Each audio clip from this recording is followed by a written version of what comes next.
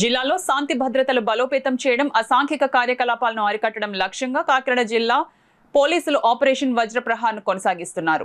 జిల్లా SP G బిందు Madhav IPS ఆదేశాల మేరకు ఏఎస్పీ పాటిల్ దేవరాజ్ మనీష్ పర్యవేక్షణలో ఆదివారం తెల్లవారుజాము నుంచి గొల్లప్రోలు సర్పవరం పోలీస్ స్టేషన్ పరిధిలో విస్తృత స్థాయి cordon and search operation CASO నిర్వహించారు.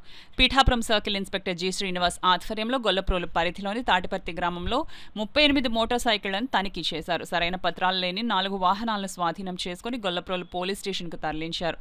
అదేవిధంగా port CI Sunil Kumar, Sarpavaram SI Lakshmanaswamy బృందాలు కొండేలుపేట ప్రాంతంలో 15 వాహనాలను తనిఖీ చేసి పత్రాలు లేని మరో 4 మోటార్ సైకిళ్లను స్వాధీనం చేసుకున్నాయి. తనిఖీల్లో భాగంగా సారా కేసుల్లో పాత నేరస్తులను గుర్తించి వారికి కౌన్సిలింగ్ నిర్వహించారు.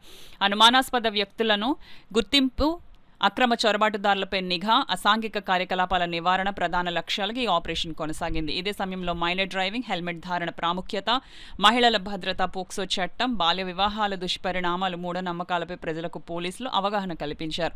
వాహనదారులు అవసరమైన పత్రాలు సమర్పించి తమ వాహనాలను తిరిగి పొందవచ్చునని అధికారులు తెలిపారు. ఈ ఆపరేషన్లో Gollaprolu SI B Ramakrishna, Pithapuram town SI V Manikumar, Pithapuram rural SI Sheikh Jani Basha, U Kothapalli SI G Venkatesh, Pithapuram town అదనపు SI D Lokesh, Sarpavaram SI N Lakshmanaswamy తదితరులతో పాటు పిఠాపురం సర్కిల్ సిబ్బంది, Kakinada 2 town, Sarpavaram port police స్టేషన్ల సిబ్బంది మరియు స్పెషల్ పార్టీ పోలీసులు పాల్గొన్నారు.